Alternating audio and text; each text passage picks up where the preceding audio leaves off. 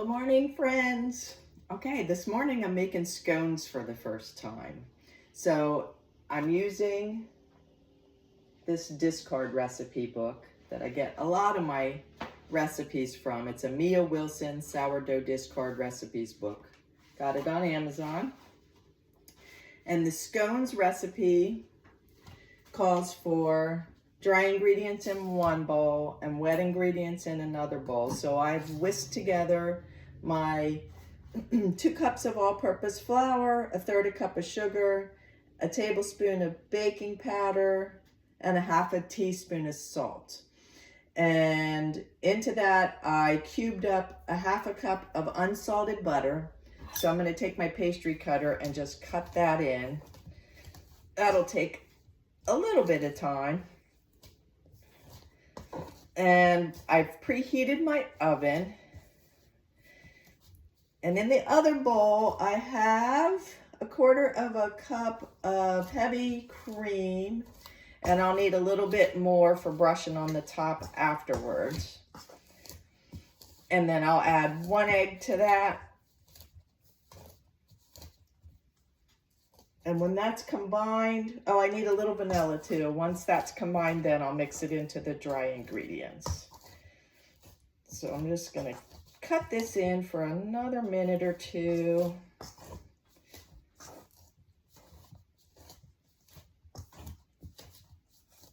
Until it's pea size. That should be good enough.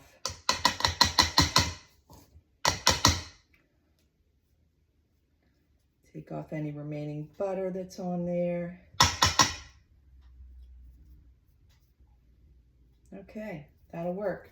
All right, now I'm gonna put my 1 egg. I broke it into this little cup just in case. You never know. You don't want to get a bad one and then ruin your heavy cream because it's pretty expensive. All right, I'll whisk that together.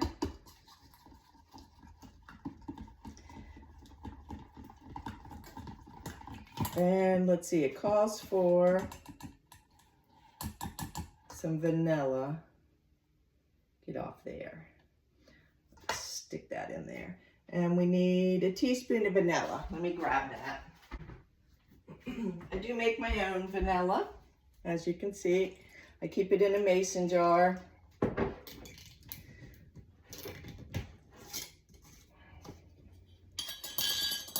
And I have the vanilla beans in there. Let's see if you can see that or not. I have the vanilla beans in the jar. And then it's basically Madagascar vanilla beans and vodka. And that's the base. And you just keep adding vodka to it if you want. So this is a 1/2 teaspoon, so I'm just gonna add 2 of those and a little extra for good measure,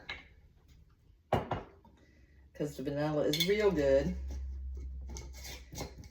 Okay, we'll set that aside, and now we'll whisk again to incorporate that. And at this point, it says that you're supposed to add the mixture to the dry ingredients and stirring it until it's just combined, and then you fold in any dried fruit or chocolate chips that you're using.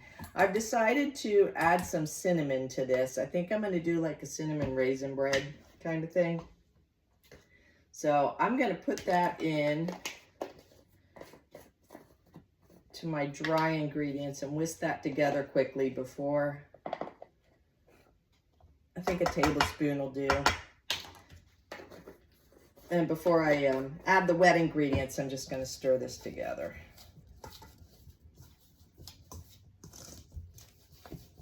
So, yeah, I think that'll be enough. And I'll just give it a little bit of cinnamon flavor. Okay, now we're going to add the wet ingredients into the dry ingredients. Get all that heavy cream out of there. Put that up there. And just stir it together until it's just combined according to the directions.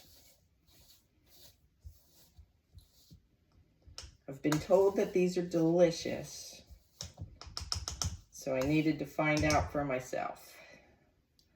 All right, I'm gonna ditch the whisk because you didn't stir very well with the whisk.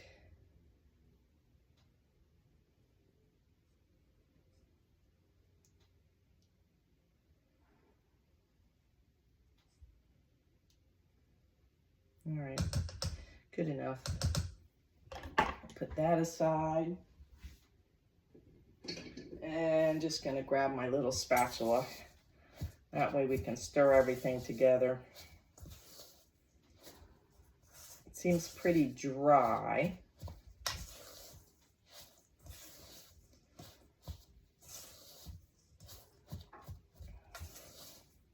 So let's make sure I added everything. Sugar, flour, baking powder, salt, butter. Oh, I did forget the discard. I knew it was really dry and I wasn't sure why.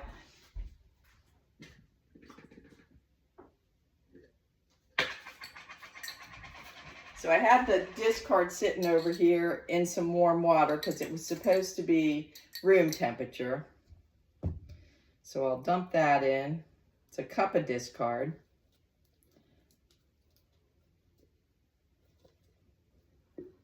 I'm not sure if it makes all that difference, room temperature or not. This book calls for everything at room temperature. Every recipe, I should say, calls for room temperature discard. Most other recipes just say discard. So, all right, got that all out. This is going to be better. Now we're talking. Couldn't figure out why it was so dry. Main component, of course. And I forgot to put it in. All right. Give this a little bit of a more mix. Just to get all the flour kind of sucked into the liquid. And then after it's just combined, we're supposed to dump it out onto a floured surface and knead it for a little bit. Let's see, how long does it say? It just says to shape it into a round disc about 1 inch thick and cut into wedges. Okay, that's easy enough.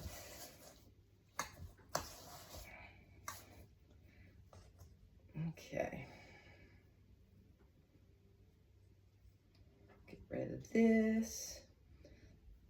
So again, sadly, I'll be out of discard today. Seems like I never have enough. I must bake too much. I know I've made brownies and put them in the freezer. Or not brownies, muffins. I made chocolate muffins and put them in the freezer. I did make blondies too. But the chocolate muffins, oh my goodness, frozen straight out of the freezer were so good. So good. All right, I'm just gonna put a little bit of flour on my surface here. Dump this out. It's still kind of dry, so I'll make sure everything is incorporated. Get my little scraper, my favorite bowl scraper. Scrape everything out into the counter. I swear I mix together more on the counter than I do in the bowl. Sometimes it's just easier to get in there and mix it with your fingers. I forgot to take off my rings, so I'm gonna at least take these off.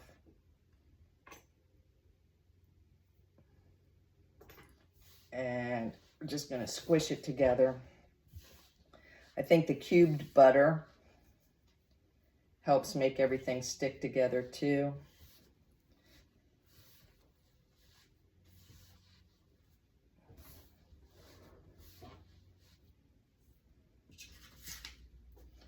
My little bowl scraper works really well for getting all the little particles.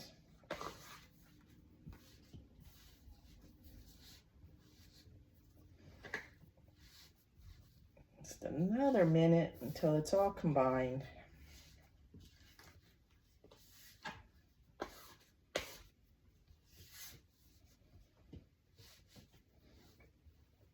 And of course, I forgot to dump the raisins in, so I'm going to go ahead and do that. Doesn't hurt to do it now. I'm just going to dump them in and give it a quick squish to get those raisins all throughout the dough.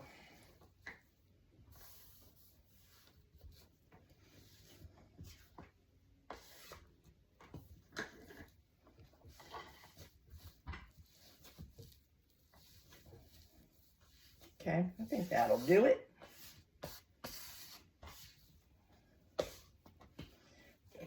Okay, now here we just want to cut it into 8 wedges once we get it about 1 inch thick. I don't imagine this will rise too much, but it might get a little bit puffy. Squish it down just a little. That looks like about 1 inch. Okay, now I'm going to take my bench scraper and cut it in half, or my bowl scraper and cut it in half. And cut it in half again. And then cut each section in half, and that will give me 8 pieces. There we go. Okay, put them on the baking sheet, brush the tops with a little heavy cream, and sprinkle with additional sugar if desired. Then we want to bake for 20 minutes to 25 minutes until golden brown and the toothpick inserted comes out clean. Let cool on a wire rack before serving. Guess what? They're not going to be too cool when I get to them. So I'm going to take these and just lift them up and put them on my little silicone baking sheet. Okay, I decided to go ahead and put them on the sheet so you can see what they look like. I separated the little triangles. I'm going to take a little bit of heavy cream and put it in my dish here. Won't take much.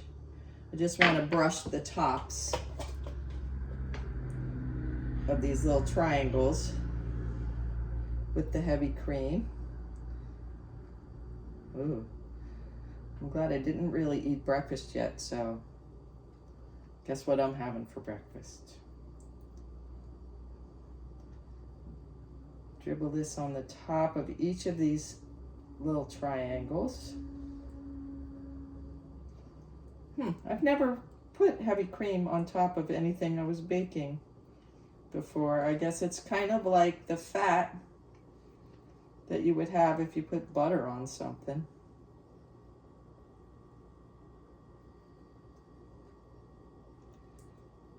Okay, and I ended up, like it said, with 8 triangles. Also, this will help the sugar or whatever you want to sprinkle on top to stick. That was the perfect amount. Put that on there. I love these baking sheets, these silicone baking sheets. I don't have to use parchment. Everything seems to just slide right off of the baking sheet. All right, I'm going to take a little bit of cinnamon and just sprinkle that on top.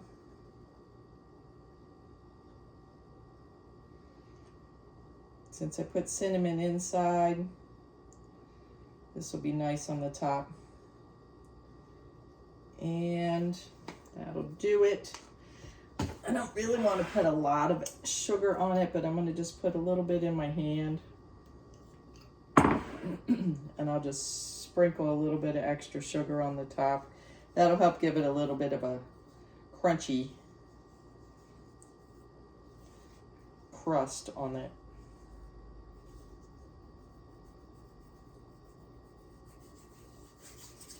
Okay, there we have it. There they go. We'll put them in the oven, and 20-25 minutes, we'll be back.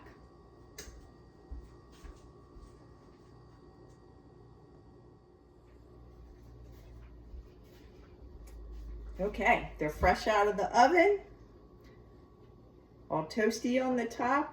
There's already one on the plate for Barry. I'm going to put these on the cooling rack and wait for them to cool, and then I'll put them in a container, and we'll be eating them for a couple of days. I imagine they would probably freeze pretty well too. All right, friends, thank you. Bye.